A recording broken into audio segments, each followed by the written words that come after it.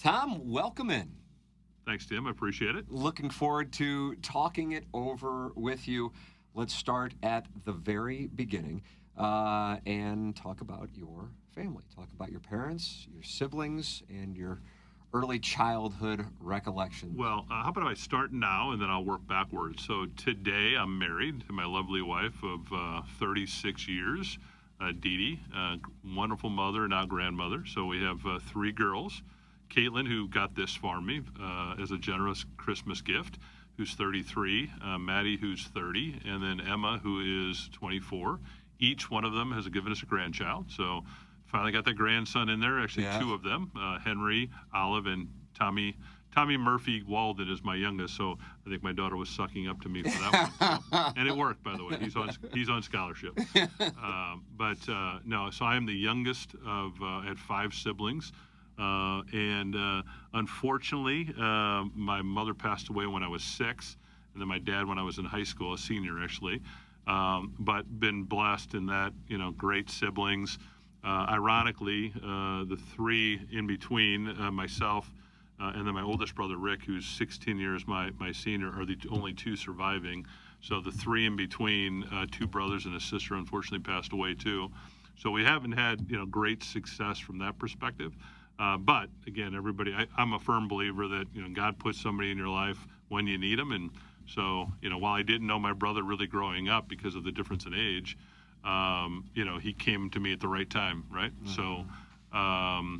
So that's we can big Irish Catholic family. So my dad had many siblings. My mom's maiden name was Murphy as well, so it was a Murphy. Oh, how about that? How about that? Yeah, I don't think they were siblings, but if you saw some of the relatives, maybe. I don't know. So, so that's been great. I'm getting obviously very proud of my Irish heritage. And then my grandma Hirsch was Jewish, so I can't imagine the stories that they had because a Jewish woman marrying an Irish Catholic back in the day. Back in the day, that had to be a scene. She got ostracized from her family, but I'm sure it was quite the scene. So that side of the family is a really fun side of the family. The Jewish and the Irish mix. That's rare as we sit here in 2024. Much less when did they get together? I can't even imagine. What that scene was like. Ethel and Jerry. So what are your recollections of your parents? So my mom, not as much, Sure. Because again, I was 6 when she passed away. But so there's little scenes, right? Yeah. My brother that was closest to me in age, David, unfortunately passed away as a child at 4. I think that was really struggle for my mom, and I don't know if she ever really fully recovered from that. What happened, if you don't mind me asking? So he had a hole in his heart, which today they would fix it in vitro. Back then, in the late 50s, early 60s, that was a big deal. And again, like I said, I can't even imagine what that would be like to lose a child. But to lose one that's 3 or 4 years old at the time had to be really, really hard on my mom, certainly. So, like I said, with my mom, little bits and pieces, little memories of certain things that she may have done, with me in life. And then, then it was, unfortunately, when she passed away, my memories are more of my sister and my one aunt that I'm very close with, my Aunt Susan, coming to get me from Most Precious Blood. Most Precious Blood, sure. Union Road? Union Road. Back in the day. Not there anymore. Now it's an empty field. Is that right? It's an empty field? Oh yeah, there's nothing there. So like they got rid of the whole thing? The whole thing. It's just an empty field. They haven't built anything on it. And then actually the soccer fields and stuff is growing up. Those are all gone as well. That's all. So again, grew up in South County with them. In Precious Blood. So going to Precious Blood in the 4th grade. My poor dad, they told my dad that it would be better if I didn't come back for the 5th grade. So that was my end. That term. That was my end of my That was my end of my Catholic education. Do you know what the reason why it was better for you not to come back? Do you recall any of that? I think I was misunderstood. Is what I like. I like that, man. This is a euphemism festival. Exactly. So, and my dad had gotten remarried when I was 10 to Ann, who. As a 10-year-old, you don't really understand a lot of things, so I can't say we had a great relationship until, ironically, I graduated from college, and then Ann and I became very, very close, spent a lot of time together. She was a wonderful lady, perfect for my dad. And like I said, my dad passed away my senior year in high school. And so from there, I kind of moved in with siblings and did different things. And then through a kind of a faithful moment, my brother Rick, who has zero emotion, that's why I love the guy, but kind of had an emotional.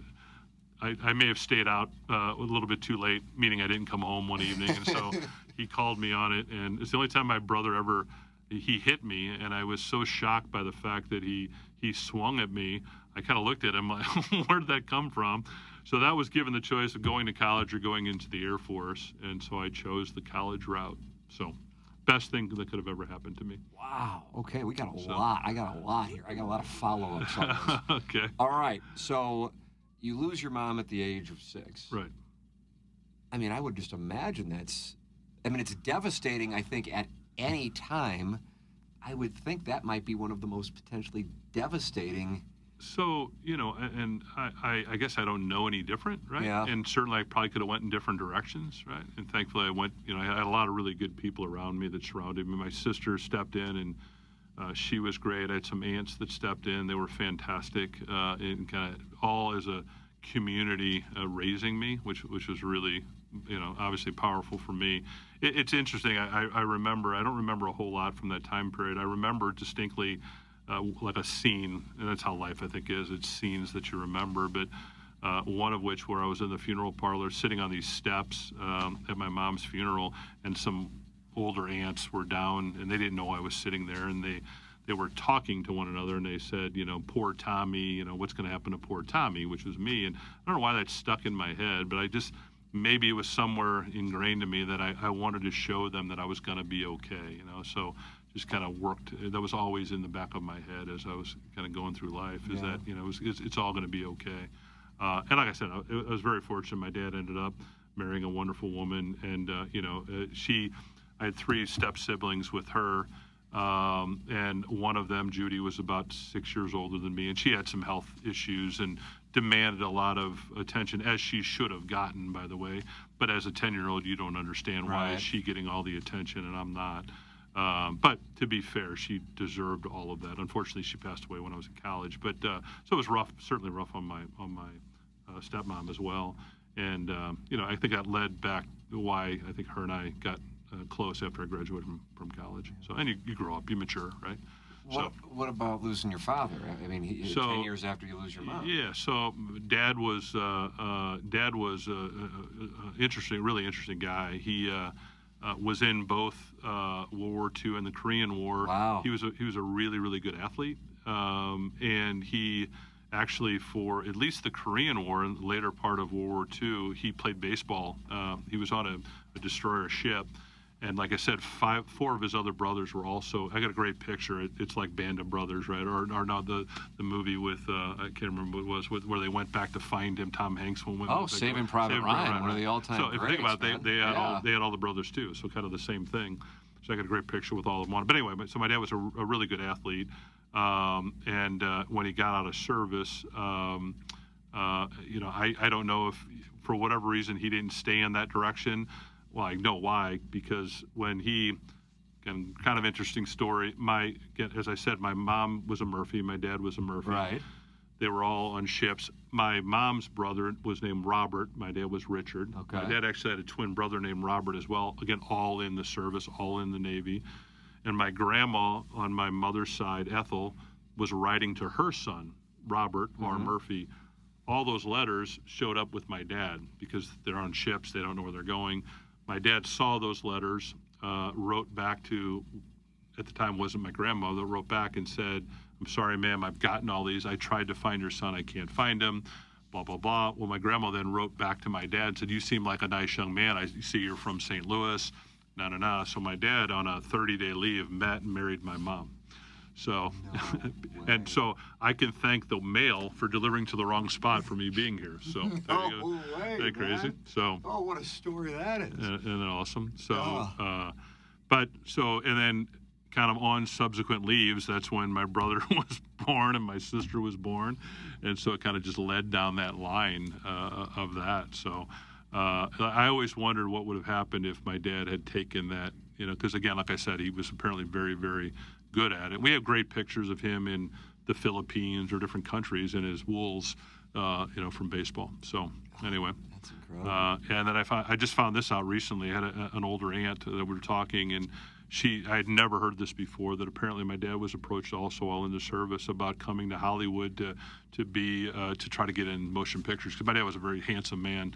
I took it from my mom, I guess. But anyway, which I had never heard that before. And my aunts had always told me how handsome he was. By the time, now if you look back, you look at the pictures of him at 58, and he looked much older. And I think just the life he led. Sure. Right? So, and probably unfortunately had to give up on some of his dreams. And I always wondered what if, right? Yeah. And Kurt and I were talking about, I would have loved to have some of those stories and learned a little bit more about that. I have the pictures now, which are great, but I really would have loved to have seen more of that. Again, some of my dad, from that perspective, he unfortunately had a couple of heart attacks. The last one that got him was on Father's Day of my senior year, and he was cutting the grass, which the guy never cut grass a day in his life, and I was supposed to be the one that cut the grass, but instead I went with my girlfriend down to the lake and didn't cut grass that day, and that was the one day that he decided. And if you're from South St. Louis, everybody had zoysia. You never grew anywhere. Zoysia, 100%. Right, so you never looked like you had to cut it anyway. So. You're right. Unfortunately, that's what did him in. So, had a heart attack. You told the story of not coming home or coming home super late, Right. whatever it might have been, Right. maybe really early, as the case might be, in the morning, and your brother, who usually didn't express emotion, right, striking you, Right. essentially saying, "Hey, you got to get it together." That's what it sounds like. Yeah, basically, and it was my stepmom kind of had her, she was at wit's end and with me, and I'm sure How old were you around that? Was that around 18-ish? Yeah, I was 17, 18. I had actually gone. I was in Merrimack for my first year, and then and it was an innocent. Honestly, it was an innocent thing that kept me out. I worked at National Supermarkets, which is a big grocery store. It used to be in town. Great job, and really thought that's what I was going to do, was just stay with them and do a management track program with them, and then ultimately, again, everything happens for a reason, and next thing I know, I'm down at Southwest Missouri State. So you're given the choice, essentially, Air Force or Southwest Missouri State, as we see here now, Missouri State. You choose that route, and I feel like this is where a trajectory begins, if I'm reading correctly on where we're about to go with what goes on with your professional career. So what clicks? Yeah, so I had some, again, I didn't have any inkling. I wasn't necessarily a great student growing up, and I had some buddies who were going to play soccer. At the time, it was a club sport down at Southwest, and went down to Southwest, and just, interesting, I went really late. It was like a week before the school was to start. My brother and I went down there and had to find a place to live, and lived in the basement. It sounded great, living in the basement. There was 8 girls that lived upstairs. It sounds a lot better than it really ended up being, because the first time it rained, the basement got flooded. But and then that led me to I joined a fraternity right away, and that was probably the best thing for me, is having that community of the fraternity. What frat? I was a Sig Ep, Sigma Phi Epsilon, at Missouri State, Moeda. Shout out. But from there, and then that got me around a lot of other people and how to live with people. And for some unknown reason, when I was a sophomore, got elected to be president of the fraternity. Wow. That's very rare. No one should be allowed as a sophomore. Maybe that's why it's really rare. to be fair, I went to school here, so I guess you could say technically on paper I was a junior, but I don't like to believe it that 5 years for me without getting a doctorate. But that was a great learning experience too, from a leadership perspective. Yeah, being from a leadership perspective, and just we could spend hours telling stories about the stuff that led me to, and what I was involved with. We were somewhat the bad boys on campus, and ultimately ended up getting removed from campus During your administration? Well, it was we got put on probation. It was right around the Thanksgiving break of my last semester of being president. Had a big party that I told them not to have, but my vice president at the time, Mitch, said, "I got it. Don't worry, Murph. I got it." And So I think 17 guys went to jail that night. Big night. The police were coming from all, and the first guy to leave the house and run out was Mitch, my vice president. He bailed. Yeah, I didn't find him for about a week. So I got that call in the middle of the night, and I ended up writing bad checks all around town to get these guys out of. I had to come up with $1,700 because the bail was $17,000, so 10% of that. So I think I got $1,700 when you're in college. There's a lot of bad checks at man. the grocery stores and every place else that I got write bad checks at.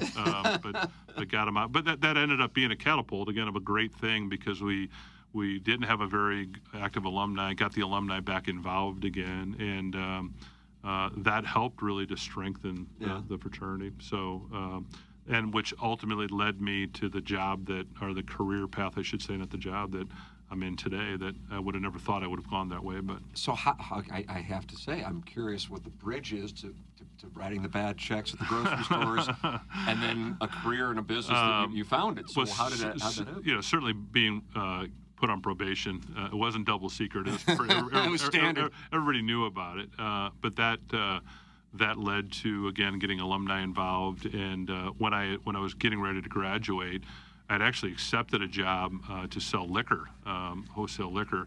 And I had a fraternity brother come down, and I happened to have a tie on that day because I had an argumentation class, ironically, which was a debate class. Ironically, that's where I met my wife. We were pitted against each other in a debate. No way. Yeah, so that's recall what you were debating. That's a great. Yeah, we were. It was debating on moving the legal limit for alcohol down to 18. I was on the for side of that. By the way, she was on probably didn't need to tell me she that. was on the against side of that. Who won the debate? Well, she likes to believe she did because she got a higher grade. I'd like to believe that I did, but at the end of the basis? At the end, well, my basis is that I just thought, there was a time there was an exchange, and that she said something, and I kind of retorted back at her, and I knew she got pretty angry at me. But that's how you know. So it was a great foundation to build a relationship. Was an argumentation class. So. But anyway, and I had a fraternity brother came down. I think it was that day, and I happened to have a tie on, which I never did. And he was in the insurance business, on the wholesale insurance business, and asked me to come interview for a job to sell insurance. And I was like, "What are you high? I mean, why would I ever want to do that? I've already accepted a job selling liquor. Why would I go do that?" And like I said, my sister had just passed away, so I was like, "Okay, I'll come to St. Louis." And probably couldn't have been more cocky in an interview, and ultimately ended up getting the job, and here I am 38 years later, or however many years later. So what was it that clicked? I don't know. I really don't know what it was, because it was less money, and I had worked the last probably 2.5 years down at Missouri State. I worked as a bartender, and at the time, probably one of the top bars down there, and worked for a gentleman who owned most of Springfield, a guy named John Hammond, John Q. Hammonds. Yeah, they got all of the buildings and fields everything, named after him, right? So him and Juanita, I worked for them and did all their private parties, and then also he built this flagship hotel down there, and I was the bartender in his main hotel. So which is great because I got to meet a lot of wonderful people that would come through. The Cardinal Caravan would come through. They'd stand there. Yeah. I served a drink to the time Vice President Bush. It was supposed to be Reagan, but Reagan was. It wasn't when he got shot, but he was sick. So Bush was there, so I got to serve him a drink, and really, that was a really interesting time too. But love that job. Really, I think set me up too, as far as being able and ability to, talk to people and things like that too. Sure. So, like I said, I did that and came back, and then in 2000, right after 9/11, and probably right up to that, I was kind of assessing life, and I had worked for insurance carriers. I was traveling all the time, missed a lot of my kids' stuff, and I just said, okay, I've had it. I'm going to just go. I didn't know what I was going to do. I took a couple months, and then ultimately on January 1st of 2002, ended up starting what became the company that we have today, Sonus Benefits. So let's talk about that move. So you are, I'm going to do some math on the fly here, try to impress you. So you're 39 when you do this, That's approximately. Right. Yep. And you have 3 children at that time. I do. This isn't. I respect the hustle, but that's not like a layup move. I mean, that's a bold move. Yeah. So what was interesting is that when I rolled over to tell my wife that I was quitting the next day, she was like, she said, I'm glad, I'm happy, because I didn't like where you were going or where you're becoming, because she saw the strain and stress on me. I'm like, well, I'm glad you have confidence in me. And I took that kind of 2 months off and kind of reassessed things, and Actually got a group of people together and kind of created a board of directors and really listened to them a lot about their companies and their business. And it's really interesting, Tim, in that I had no fear then of that move. No fear of the move, right? And yes, I had 3 kids at home, and my wife didn't work at the time. She was a homemaker. And, I figured I had about 10 months of savings. And as long as I knew that I could put more on the front end before it came out the back end, I'd be okay. And thankfully, I never ran out before I got it going. And some people were very generous to me. It's interesting with friends that own businesses, and the job that I have today as a benefit consultant, I work with companies to place their insurance. And so friends that you thought for sure would be in line and, give it to, didn't. Others didn't, that you didn't expect, thankfully did, and ultimately ended up getting them all over time. And to be fair to the ones that didn't get right out of the box, I think they had to see if I was serious or not, right? Sure, so I respect that. Yeah. And I respect the fact that I won out in the end and got all their business. But, and just a lot of things happened. Again, I think people are, like I said before, people are always looking out for you when you need them. And ultimately grew it from there. And then joined up with some other partners in, I guess it was 2005, that had a wealth management or advisory practice, and became a partner of that too, and we kind of molded it together. And then in 2021, ended up selling Sonus, the brand that I started and created, to a private equity company. I'm still the CEO of the company and will remain that. But I'm also a partner in this investments company too. So it's all worked out well. Man, that's outstanding. So let me isolate on this. Mm-hmm. You made a decision. Right. To you, it doesn't sound like you thought it was that bold, and you obviously had the support of your wife. But a lot of people, I think, in their 30s or 40s for that matter, go, man, I've got 30 more years of this, or I got 20 more years of this. This is not necessarily what I want to do. You made the decision to do something about it.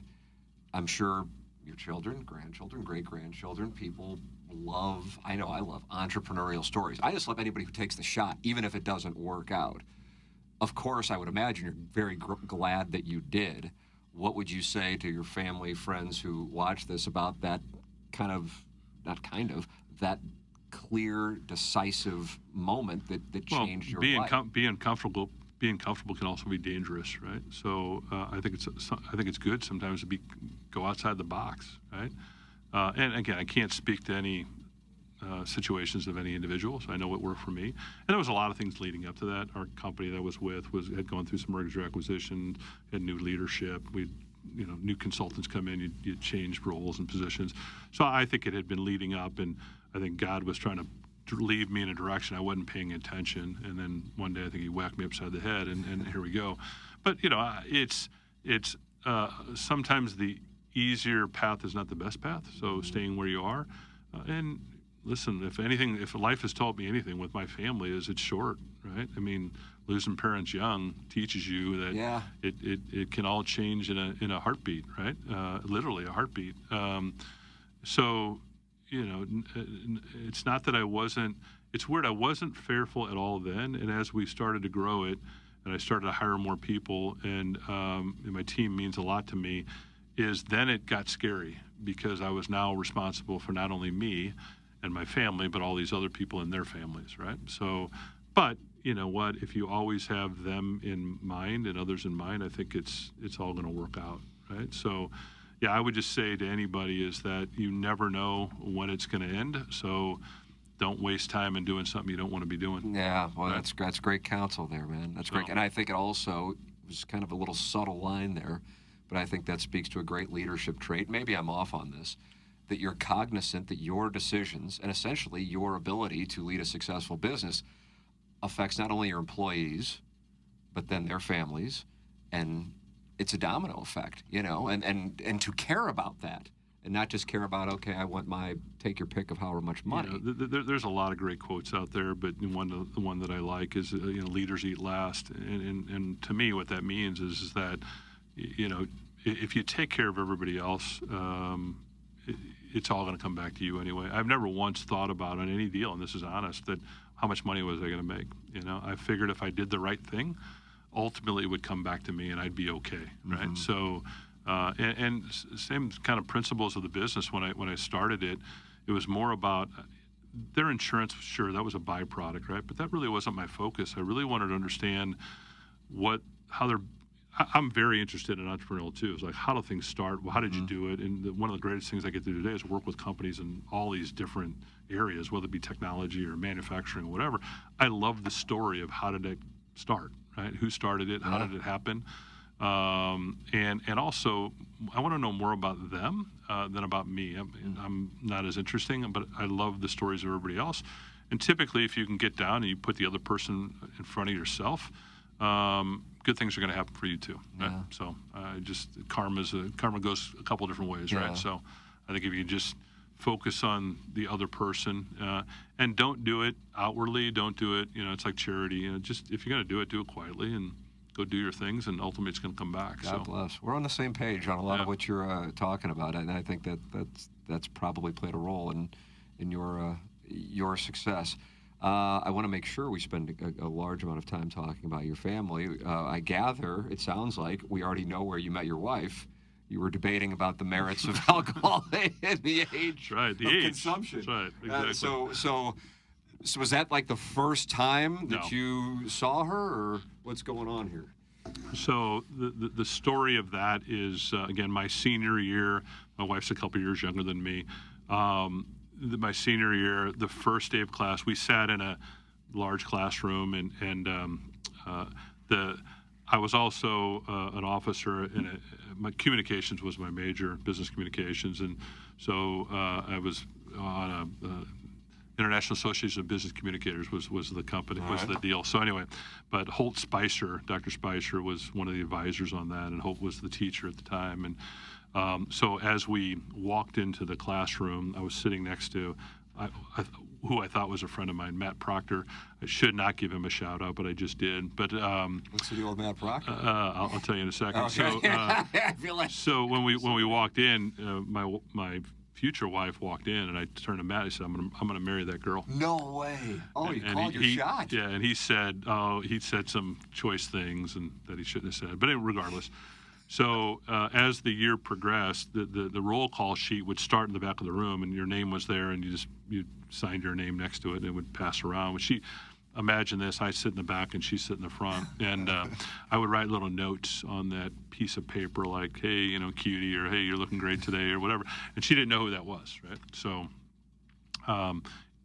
She actually thought it was a guy that sat right behind her, and that she wasn't too enthralled with. But it all culminated. That class culminated on the debate, and it was again a big deal. So you had debate partners. Mine was Matt, and hers was Sherry Ford. And so when Dr. Spicer, maybe with a little coaxing from me, announced who was going to debate each other, it was us against them. And so Matt and I were high-fiving in the back of the room, and she turned around, and that's the first time I think she knew who I was, but I knew who she was from day one.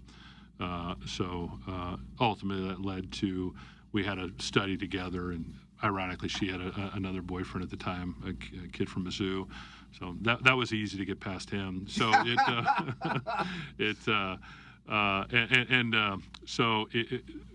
back to the Matt Proctor thing. So we had studied, and I made the suggestion of let's go for one celebratory drink before the debate at this place called DY's, which was a popular hangout down in Springfield. And so Matt said, "Okay, I'm going to sit on one side of the table with Dee Dee, and you sit with Sherry." And he goes, "I got you, man, I got you." I'm like, "All right, great." So the whole time, Matt's telling her all kinds of bad things about me. Whoa. And I'm talking to Sherry, who I knew, and being very nice. And Dee Dee's got this look on her face. And so anyway, I didn't know that until later on, by the way, that he was doing that for me, not for me, to for me. you, yeah. Anyway, it obviously all worked out well for us because we've been married now for 36 years. So he was trying to make a move, and he was trying to blow you up? I really don't know what the thought process was, but it doesn't really matter. It's about the end result. Right? Amen. So I graduated then, and she still had another year, and we actually got engaged that following Christmas. So we had a short. Yeah, I was about to say pretty quick, but you knew. I did know. So. Yeah. What was it? I mean, clearly you didn't know her when you identified her walking in, but what was it in addition to appearance? Some just hit, right? Yeah. So, and it doesn't mean that you don't have struggles, right? So, I mean, being married, having a family, and all the life things you go through is going to be a struggle. But we've survived it all, and she's just a phenomenal partner and mother. And again, having grandkids is just a whole nother level. Again, you love your kids, but there's nothing like having grandkids, right? Yeah. So, all right, let's talk about, you got engaged and you're getting married. What can you recall when I say your wedding day? What are you thinking? So you check all the boxes, right? When you graduate, you got to get a job, got that. Got to get a new car, got that.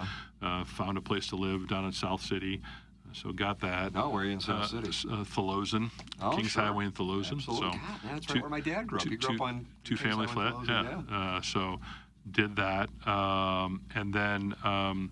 So the wedding, again, your traditional Southside Catholic wedding. Got married at Mary Magdalene on not Kings Highway. Yeah, I guess it was Kings Highway. Yeah. And then Firefighters Hall for our reception, and that was based on who had the longest bar, five hours of open bar. So all my family and friends appreciated that. Had the ham and muscatoli for dinner. Absolutely, that's standard. You got to do that, right? And then it's funny, we got married, and the reason why we kind of rushed a little bit too, the company I was with at the time had a sales trip to Hawaii, and we didn't have any money. I was making nothing, so I said, okay, let's get married the week before that trip. I'm confident I'll make that trip, the sales trip, so that's what that's what led us to the date that we picked was this trip to Hawaii, and so we got to use the flight that they were paying for to get us to Hawaii, and then the first week we stayed on our own. Some great people at Merritt's, a little great lady there took care of me on the place that we stayed at, and then that was in Kauai, and then we flew over to Maui for my company trip, and so it was a great way to start it out. Oh, that's nice. That was sharp play. It would have really been bad had I not made the trip, but I was confident I was going to. That's a sharp play. So how quickly do you start your family? So we were, what would have that been? So my daughter was born in 91. So we got married in 88, so a few years. We were the first of our friend group to have kids. First of our friend groups to get married, and the first of our friend group to have kids. And then they all kind of fall into place. So as life shifts as you go along. So, and that kind of went from there. So, tell me about becoming a parent. Tell me about your children. Well, certainly becoming a parent, and I'm sorry I don't know if you have children or not, but it's one of the greatest things. Looking back and watching my kids go through it now, all the kind of fear that you go through, and we were relatively young at the time, and like I said, didn't know what we were doing. But as I've told my kids, I'm sure I've made mistakes along the way, and just hopefully you grow. And we're very fortunate. All the kids turned out fantastic, and they're with great spouses too, so that's even better. As the father of daughters, you want to make sure they end up in the right spot, right? Mm-hmm. So there's been some losers along the way, but we got them taken care of pretty quickly. Started a family, and we had built a home in again, staying in South County, and the backyard backed up to my brother Rick's house. Oh, really? My oldest brother. So, and he had 3 kids at the time, so I kind of modeled myself, and not model myself with 3 kids, but kind of got to watch him grow, his kids grow, and my nieces and nephews. So that was fun to watch. Yeah. Yeah. So, and then my brother Dennis, my other brother, had a child as well. So my nephew, kind of watching him through that, and so, it was great. Oh man, that sounds awesome. What were things that were important to you and your wife in instilling, I guess would be the best word, your children? You know what? I think just be kind. Be respectful, and the hope was that you would always. We always did right by them. I think they all knew they were always loved. It was probably, like I said, because of my job at the time, I missed probably a lot of games and things early on. I didn't do that for my youngest daughter. I was fortunately there for most of her growing up. Maybe to her chagrin, I was there for most of her growing up. But I think it was just family is just number one, right? Yeah. So we were fortunate in that, having my brother and my sister and my other brother and his family. And so again, family is a big thing for us. So just being around family and growing up with family is pretty important. Yeah. Do you think the way you parent or appreciate the ability to parent is rooted in the fact that you lost your parents at a young age? I mean, maybe somewhere back in there, Yeah, right? subconsciously.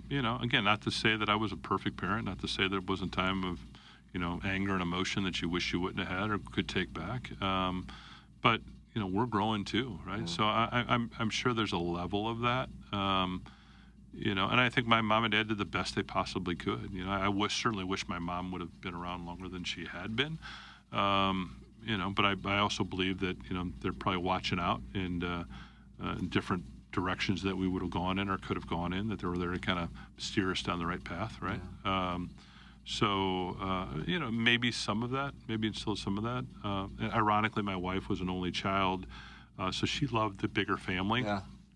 I say ironic because she actually found out at the beginning of COVID that she didn't know that she had a sister and found out through the 23andMe that she had a sister that was 2 years older than her. So we had the chance to reconnect with her sister, who we didn't know who it was. So she had no idea she had none, she had no idea. So then she does 23andMe? She gets hit with an email or a connection on 23andMe, and led to her having to have a conversation with her mom about, hey, Mom, did you ever give a child up for adoption? And again, this has just happened, so this was 2020. Yeah. And her mom, came forward and said she did when she was 19, and had to give a baby up for adoption. And the great part of the story is that, my wife, who had been an only child, now has a sister. Mm-hmm. She's 2 years older than her. We've seen them multiple times. We've gone to visit them. They're in South Carolina, and they come back here. I say in South Carolina. It might be North Carolina, one of the Carolinas. Yeah. So that's been really fun to watch her go through that from a sibling perspective. So. But you're coming from the big family. Right. She liked having She that. did. And again, having all my nieces and nephews around as growing up. And that was great for my kids to see that too, right? And then our collective families are large. So, family reunions for us, you're not going to a house, you're going to a hall. Yeah, absolutely. And you probably know that too from your family. But, those big family gatherings are pretty fun and great memories. Absolutely. So you talked about what you were instilling in your children. You can instill as much as you want. I would imagine you're going to agree with the sentiment. No matter what you do, they also just kind of arrive with certain traits. And I always like now I have two young kids, 7, 1, 2, and I can see the difference already. I imagine you have the same thing both with your daughters and now your grandchildren. Without question. And what's fun is that sometimes, again, as you're just going through life like you are, right, with your kids, and you just every day you're trying to get by and do whatever you got to do, and sometimes you got to go to this event and this event and this, and you resent all the time, events you got to go to, but then they go by so fast. Mm-hmm. And everybody says that, but you don't believe it as you're going through it, right? But now you do, right? And certainly being a grandparent, I think you learned a lot from being a parent that you can, I won't say correct, but maybe do differently. And it's fun now when your kids are growing up, they would say, I'm never going to do that. Yeah, I'm never going to be, and they are. And you see that. And do you remind them of that, or do you just smile internally? My wife and I just smile at each other and kind of bite our tongues as much as we can. I might put a dig in there every once in a while. But ultimately, all you can do is just hope they make the right decisions for themselves as they get through it. But back to your point about the kids being different. I mean, the oldest one, Caitlin, who bought this for me, always very studious, always kind of self-starter, and always had a book in her hand, and so it was always we always thought that she was going to go something from an academic perspective. So she's got a doctorate of pharmacy, and she's a specialty pharmacist for Mercy here in town. Thankfully, she went to school at Butler in Indiana, met her spouse there, stayed there, and thankfully we just got her back. So our granddaughter Olive came back with them. So that's fun. We live in Sunset Hills. They live in Sunset Hills. Middle daughter Maddie is probably more like me. Everybody says that. Headstrong and again, but everything always kind of came easy for Maddie. Which I think frustrated her older sister, who really had to study. Yeah. But Maddie, just things came easy for her. She went to Mizzou, had a lot of fun, and actually, when she graduated, drove the Oscar Mayer Wienermobile. Oh, is that right? Which is an unbelievable job for anybody, and that was in the travel industry after that. And COVID actually shut her down, got her back from Dallas to St. Louis, which she did not want to do. So that was not a pleasant. Because she came back on the 17th of March, which was her birthday. But she pulled in the driveway and she was miserable until about August when I said, okay, you got to go do something. And she reconnected with a friend from college, ultimately got married, and Henry is the byproduct of that. So our first grandchild. And then my youngest, again, probably more like me, from learning didn't come easy for her, but she made it work. Like, she was in the 7th or 8th grade. I'm embarrassed to say this, before we recognized that she had dyslexia, because she just found a way to get by, and she always has. And so she lives in Afton now, and her and her partner Nick, who are engaged, and so I got my 3rd wedding coming up. They have Tommy, the youngest, who's 6 months old. And, again, it's fun. I'm going to give a compliment to my youngest daughter, because we were together not too long ago. And she said to me, we're just driving along, I think we were going to breakfast, and she said, hey, Dad, I want to apologize to you and Mom, because she goes, I didn't make it easy on you. I appreciate you hanging in there with me, and which was great to hear, right? What a poignant comment. Right. And, from somebody that's 24 years old, Yeah. right? So, just that makes you feel good. And again, like I said, when you're going through it, you don't capture what those moments are. And the other thing too is I think that a lot of times we get caught up in the big vacation or going to Disney World or whatever, and that's really not the memories. It's the small things that you do in life that people remember. I like thinking back on my dad. The times with my dad that I'm most fond of is literally we'd go fishing out. A cousin of mine had a place out near Innsbruck, and he had property, and he loved my dad. My dad loved him, so my dad kind of had free reign on his property.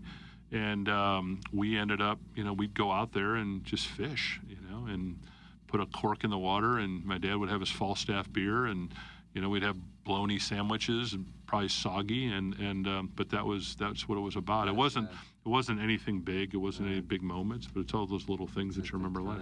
Exactly. Yeah, you're right about it's a little bit of time. So again, that would be my other thing to my kids is that, I know sometimes we get caught up and we got to have these spectacular, but it's really about being together and just finding that time to be together. That's one of the things that you answered, Tom, that I wanted to focus on. Because one of the questions I love asking people is, what do you know now about living a happy and successful life that you didn't know when you were 20? And I think there's some common threads throughout our conversation. Family, certainly one. Kind of seizing the moment. Time is another one. And then don't stress on little things is what you wrote. Things are typically never as bad as it may seem. So I want to focus on that, because from my standpoint, to lose Mom at 6, your dad at 16, you lost a brother, although I gather you were so young you might not have. I was actually, they had me after my brother passed away. Okay. So my other siblings say I was the consolation prize, so I appreciate that. But and then my point being, you encountered. I'm sorry. You encountered. Some adversity that most people at a very young age do not experience, and so your perspective on, hey, don't stress the little things. You got some credibility there, because you actually have dealt with at a young age life-altering experiences, and come out, and been quite successful both personally and professionally. When I wrote that, that's really, as I think today, right? I can't always say that I thought that way, because I did probably stress about way too much the little things. I was so focused on, and coming way back to that funeral and hearing my aunts, what was going to happen to poor Tommy, but it was this sense of really wanting to prove myself constantly, right? So I did stress a lot. And unfortunately, it's probably a trait I've passed on to my kids too, that I there were times where I stressed a lot, because I wanted to make sure that I was providing a life, not that my life wasn't good, but different, right? So I wanted to make sure I provided for my kids and my family and my wife and all of that. And so I'm sure I got absorbed with all of that. So I'm sure my family will chuckle a little bit if they hear this part, and that's what I wrote down. But now looking back on it, it's so many things seem significant and they really are insignificant. What are you thinking of when you're saying that or writing? Um, Talking work stuff? I just think in life, it's that, we get caught up in things that we think are just so extreme, and, if they're not life and death, which most things aren't life and death, and then we spend a lot of time worrying about how an outcome might be before it even happens, right? Yeah. And so, somebody told me a long time ago that, if you got to swallow a frog, don't stare at it too long, right? Mm-hmm. And the point being is if you got something you got to do, don't let it mill, and because again, what you're going to do is your mind's going to make you think it's worse than it's going to be, And I think also if you're honest with people and transparent, and you do everything you can to make whatever situation better, provide a better solution for them, I think people appreciate that, right? So, we deal with it every day in business. Something comes up and unexpected, and we deal a lot of times in a very emotional time with people with their health insurance or something going on with a life event. And, if we're there to help that person through that difficult time, again, it's not about the money. It's about making sure that that person's taken care of. So. Another thing that you wrote on that question of what do you know now about living a happy and successful life that you didn't know when you were 20, try not to care as much about what others think. So you're kind of, becoming an adult and a parent and a grandparent in a post-social media existence, whereas I would imagine for your daughters and certainly your grandchildren, that was and that will be their reality. What was your experience with caring what other people think? Well, again, maybe it comes back to just, again, things as growing up of, I always, it's like what other people thought of you, I thought mattered, right? But if you find out who your real friends are when you go through a tragedy or you go through something, right? And a lot of people, unfortunately, kind of run away from you. So figuring out, my kids always say, Dad, you have so many friends. And, I'd say, to be truthful, I've got a lot of acquaintances. But if we're lucky in life, if we have, less than one handful of true friends, we're pretty lucky. Sure. Right? So that's really all that should matter, right? So getting caught up with that, I can't even imagine. And I saw it progress with my daughters, right? From my oldest daughter to my youngest daughter, the advent of, or the advancements of technology with, phones, it's just ever present. And to raise a child now, and I can't imagine when my grandkids, hopefully it'll correct itself, but probably not. It's so instantaneous and it's so cruel and so it's just so, and I don't know what it is to have boys, so I can talk about girls. Just the image and the issues that are created by that. Girls can be vicious to one another. And I think people, too, can hide behind a phone or a computer and say things that they wouldn't say to somebody's face. So that's cowardly. My thought is that if you have something to say it to their face, but think about it before you say it, right? Because we just, as a society, not to go too deep on that, I just think it's too easy to hide behind that. And now with AI, hell, you don't even know if it's really the person saying it or not. Right. Or you're who's right about saying that part. it. So I don't know what that's going to become. And that I'm sure our parents and our parents' parents thought about that generation and what was ever going on and how are they ever going to survive. Television, and we made it. rock and roll. All that, right? Yeah, just you name it. Computers, video games. You name it. But, so my hope is that there's some correction there at some point. But that's hard. That's really hard. That brings me to this question. How do you feel the world has changed in your lifetime? What has been changed for the better and what has been changed for the worse? To remind you of what you wrote in, and perhaps you can expound, or perhaps you have something that you haven't thought of. Maybe a little bit of both. Many fond memories of being a kid, leaving in the morning and coming home at dusk, playing sports and having freedom. Now with advancements in technology, it's tough to be a kid. It seems to be much more fearful now. Kids don't seem to have as much freedom.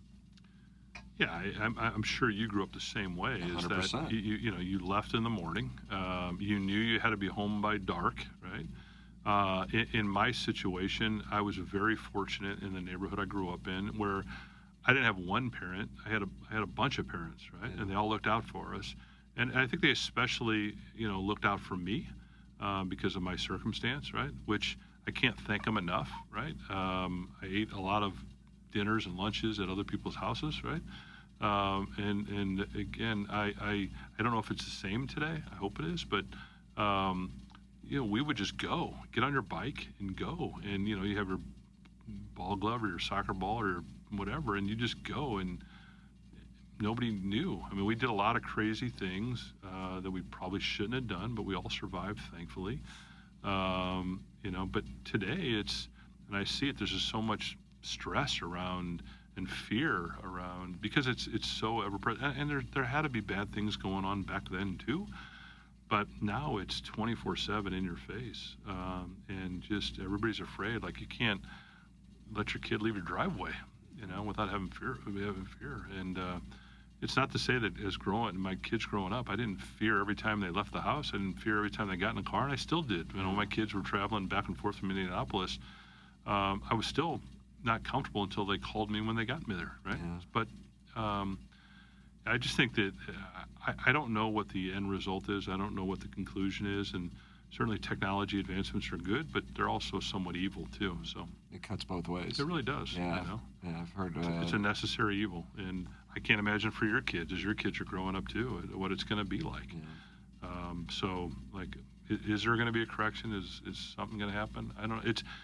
It's interesting just watching the difference between my kids. And I can't remember. It wasn't Facebook. It was MySpace, I think, is what it was. Oh, So yeah. my oldest daughter, we were adamant about having no sites or anything like that. Again, that was when it was first kicking off, and she was probably 13 at the time, 12 or 13 at the time, and we were watching something on 60 Minutes, and it was about that, these pages. And so we called her down, and she came down to visit my wife and I said, "Hey, do you have a MySpace page?" She's like, "No, Dad, I don't." I said, "Okay." So she turned around. She was probably smiling. She walked away. I said, "Come back." I said, Do you have any pages out there?" And she said, "Well, yeah, Dad, I do." I said, "Well, go get your computer." So she does. She shows her computer, very, very innocent, but I see where her friends are on there, not as innocent. And so I said, "Okay." I said, "You know what the rules are. What should your punishment be?" And it's probably the first time I used that line, by the way. And she said, she was very sorrowful that she did it. And she said, "Why don't you take away my computer for the whole summer?" I was like, well, that would have been much worse than any penalty I would have given her. So I'm like, you're right. That's a good one, and it's funny. She was probably the last in her class to get a phone, and her phone only had the ability to make calls, to certain places. And at the time, we were horrible parents because all of her friends had it. I didn't care what her friends had, Today, she's now the same way. She's conservative with that. But as it progressed through my youngest, who got her phone probably not the earliest of her friends, but certainly earlier than her sisters, they all was like, "Well, why did she get that and I didn't?" All that. But I think they appreciated it. They're like, "Dad, you know what? You were right." And Mom too. You were right in doing that. I'm glad you did that. I'm glad you were tough on that. Yeah. Because again, I did see it progress as my kids grew older. Of the younger one, certainly seeing a lot more exposure on the phones and the devices and what that can do for somebody. So, final thought. Yep. Your daughters will watch this. I would imagine your grandchildren will watch this. Perhaps some people who aren't even around right now will watch this. Anything you would want to make sure you say to them? Any advice you would want to make sure you give to them? That'll be interesting to see who will see this and hear this and how long it will be around. First off, thanks to my daughter Caitlin for purchasing this. And I appreciate your time, and Kurt, your time too as well. That my kids always know we're fortunate to have a lake place down in Perryville, Missouri, and it doesn't matter what I'm doing. They know that at a certain time we're going to be on that boat and we're going to be out because I'm going to watch the sunset. And so, my thing that they all know, and they'll all laugh by hearing this, is that you only have so many sunsets. And by that means is that, there's no two the same. Every day is going to be different, but you only have so many of them. So the point to that is just enjoy life, right?